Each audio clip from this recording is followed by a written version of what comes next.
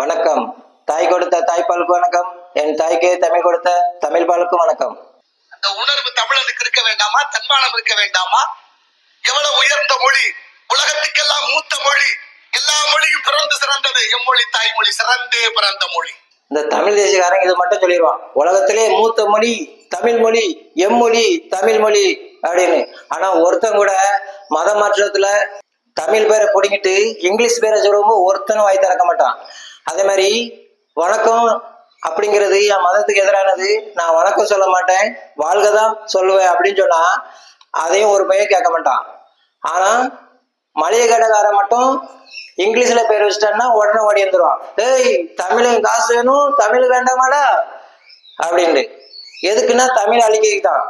அதே தமிழ் தேசத்துக்கிட்ட நான் கேட்கேன், மளிகை கடைக்காரன் இங்கிலீஷ்ல பேர் வச்சுட்டா மட்டும் ஓடி வந்துடல.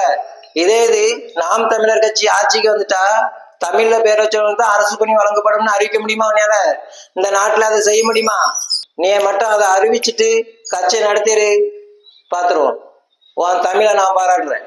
தமிழ்ல பேர் வச்சிருந்தா அரசு பணி வழங்கப்படும் சொல்லு துப்பு இல்லாத மாநிலத்துல இருந்துகிட்டு அப்படிப்பட்ட அரசியலை பண்ணிக்கிட்டு அப்படிப்பட்ட அரசியல் இங்க வச்சுக்கிட்டு இவ தமிழாம மூத்த மொழி தமிழ் மொழி. இந்த நாரதருங்கிற அந்த மனுஷன் நம்ம காசை வாங்கிட்டு நம்ம தலையிலே மண்ணாடி போடுறாரு. தமிழ் தமிழ் தமிழ்ங்கிறாரு, மூத்த மொழி தமிழ். இது மட்டும் தான் சொல்ல தெரியும், வேற ஒண்ணும் சொல்ல தெரியாது. யாவரும் ஏழு என்ற மகத்துவமான வாசகத்தை எழுதி வைத்திருக்கிறார்கள் ஜப்பான்ல. ரெண்டு மொழி, ஒன்னு அவர்கள் மொழி, இன்னொன்று நமது மொழி தாய்மொழி. கிறிஸ்தவர்கள் உந்த இடம் 10 கட்டளை மொழிபெயர்த்து பைபிள்ல இருந்து கிறிஸ்தவர்களுக்கு உந்த இடம் செருசலேம். அந்த நாட்டுல இன்னைக்கும் கல்வெட்டு முதலாவதாக தமிழ் மொழி இருக்கு. என்ன ஒரு ஆச்சரியம்! லண்டன் மற்ற அயல்நாடுகள் பூரா மாடு பசுமாடு அம்மானு கத்துதான். கத்தலாமா? அது மம்மின்னு கத்திருக்கணும், இல்லைன்னா மதர்ன்னு கத்திருக்கணும். அம்மானு கத்தி பிடிச்ச ஏன்? அயல் நாடுகள்ல உள்ள பசுமாடுகளுக்கெல்லாம் தெரியுது தமிழ் மொழியோட சிறப்பு. தமிழ்நாட்டுல பல எரும மாடுகள் தமிழை தொலைச்சதுதான் மிச்சம். தமிழ் இல்ல, தமிழ நாட்டிலையும் தமிழ் இல்ல, தமிழ வீட்டிலையும் தமிழ் இல்ல. Very good. லண்டன்ல இருக்கிற பசுமாடு அம்மான்னு கத்துதான், அந்த பசுமாட்டுக்கு தெரியுதான். ஆனா இங்க இருக்கிற பல எரும மாட்டுக்கு தமிழ் தெரிய மாட்டேங்க. அதே எரும மாட்டுக்கிட்ட தான் நான் கேட்கேன், அம்மான்னா என்னன்னு ஒன்னு சொல்ல முடியுமா? வணக்கம்னா என்னன்னு ஒன்னு சொல்ல முடியுமா? தமிழை பேர்லயும் தமிழ் இல்லையா, தமிழை நாக்குலயும் தமிழ் இல்லையா, தமிழை வீட்லயும் தமிழ் இல்லையா, தமிழை நாட்டிலயும் தமிழ் இல்லையா? தமிழ்னா என்னடா? உனக்கு சமஸ்கிருதம் வடமொழி, ஹிந்தி அந்நிய மொழி, தமிழ் மூத்த மொழினா மண்ணுக்குள்ள இருந்தா வரும். மண்ணுக்குள்ள இருந்து அம்மான்னா என்னன்னு சொல்லி பார்ப்போம். எரும மாடா இருந்து பேசாதீங்க, மனுஷனா இருந்து பேசுங்கண்ணே. கொஞ்சமாவது மொழியை படிச்சுடுங்கண்ணே, என்னன்னு தெரிஞ்சுட்டு பேசி பழகுங்க.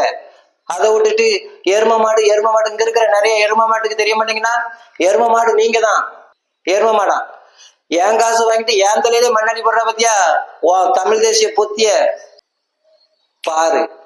அதே இடத்துல நீங்க தலை குனிஞ்சு நிக்கிறீங்களா இல்லையான்னு மட்டும் பாருங்க.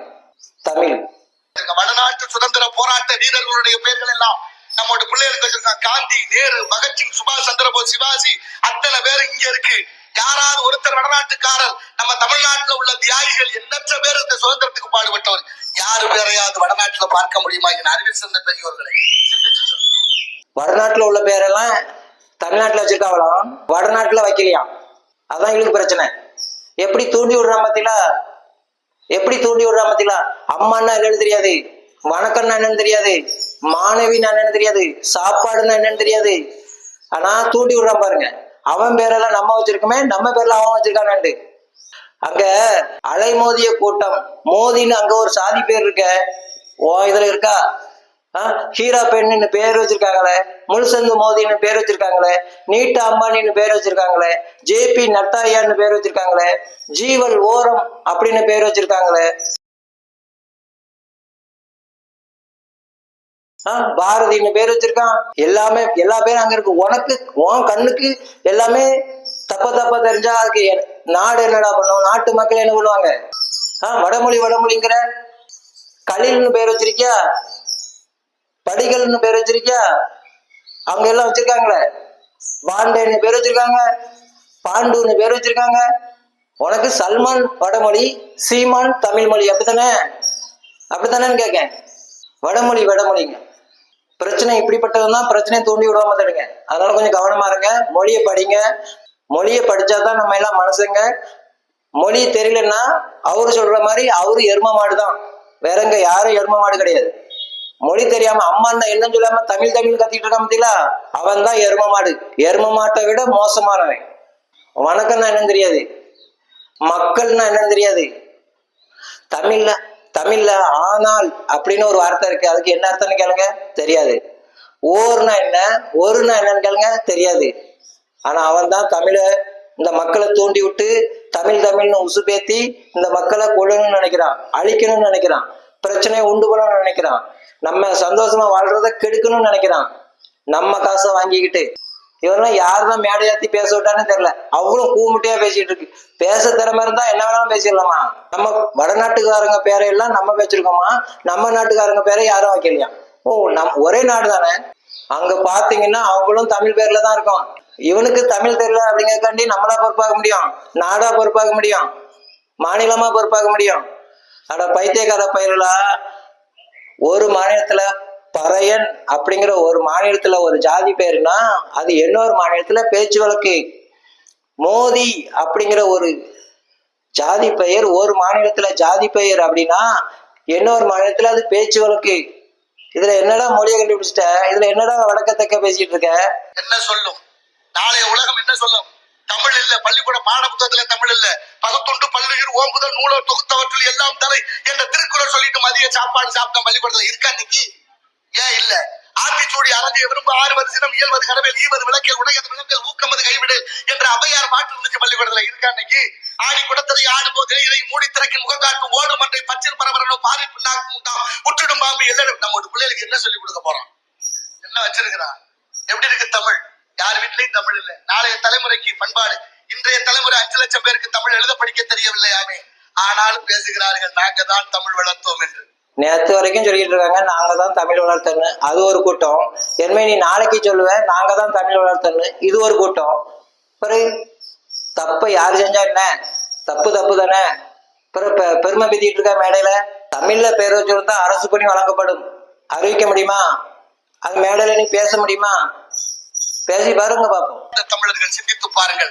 காலதாமதம் காரியத்திற்கு கேடு, எடுப்பு என்று சொன்னால் அதற்கு எதிர்ப்பு தேவை, ஏற்ற பாவை செய்கிறார்களா கலாச்சேவை என்று பட்சத்து கவனிப்போம். நாராயண நமக. கடைசியில நாராயண நமக. படிக்கிறது ராமாயணம், இடிக்கிறது பெருமாள் கோயில மாதிரி நாராயண வாழ்க. நாராயணனாலும் ஒண்ணுதான், ராமன்னாலும் ஒண்ணுதான். அதைத்தான் சொல்லி வச்சான், படிக்கிறது ராமாயணம் இடிக்கிறது பெருமாள் கோயிலா அப்படின்ட்டு. நான் ராமாயணத்தை படிப்பேன் ஆனா பெருமாள் கோயிலுக்கு போக மாட்டேன், பெருமாளை வணங்குவேன் ஆனா ராமனை வணங்க மாட்டேன்னா இது நல்ல கதையா இருக்க. ராமரும் ஒண்ணுதான் பெருமாளும் ஒண்ணுதான், இது கூட தெரியாது இந்த பைத்தியங்களுக்கு. ராமர்னா திட்டுவான், பெருமாள்னா கும்பிடுவான், கும்பிட்டுக்கிட்டு நிற்பான். இது ஒரு பைத்தியக்கார கூட்டம். மாலியம்பாவ இதெல்லாம் வச்சுக்கிட்டு எப்படிதான் நிம்மதியா வாழ்றதுன்னே தெரியல. பைத்தியக்கார கூட்டம்னா பைத்தியக்கார கூட்டம். இந்த தமிழ் தேசிய கூட்டம் தான், அதுவும் சமஸ்கிருதம் வடமொழி ஹிந்தி அனைமொழின்னு சொல்லக்கூடிய கூட்டம் எல்லாம் பைத்தியக்கார கூட்டம் தான். இந்த கூட்டத்தை என்னைக்கு ஒழிக்கிறோமோ அன்னைக்குதான் தமிழ் விளங்கும், இல்லைன்னா விளங்காது. இல்லைன்னா விலங்கு இங்கும் விலங்கும், அவ்வளவுதான். ஏன்னா விலங்கு அதுவே சொல்லிட்டு எரும மாடுன்னு. சமஸ்கிருதம் வடமொழி ஹிந்தி அனைமொழின்னு சொல்லி எல்லாரும் மிருகம்தான். மொழி தெரியாத மிருகம், மனித மிருகம். அது அவரே சொல்லிட்டார், நான் சொல்லல, அவரே சொல்லிட்டார். அம்மானா என்னன்னு கேளுங்க, தெரியாது. பைத்தியகாரத்தனமா பேசிட்டு பைத்தியகாரத்தனமா. தமிழ் என்ன மாதிரி உசுப்பே தராங்க பாருங்க. தர்மத்தின் வாழ்வுதனை சூது கவ்வும் பின் இறுதியில் தர்மமே வெல்லும். ஜெய்ஹிந்த்.